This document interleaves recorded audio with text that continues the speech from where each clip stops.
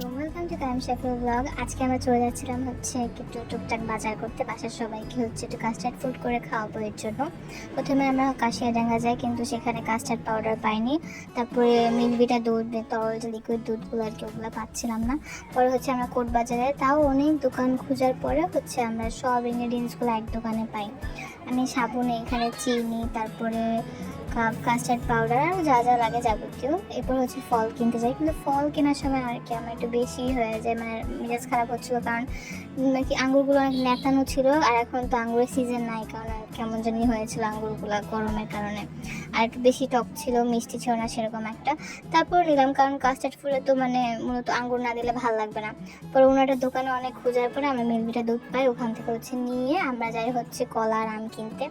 এটা হচ্ছে কোর্টের সামনে থেকে হচ্ছে নিলাম।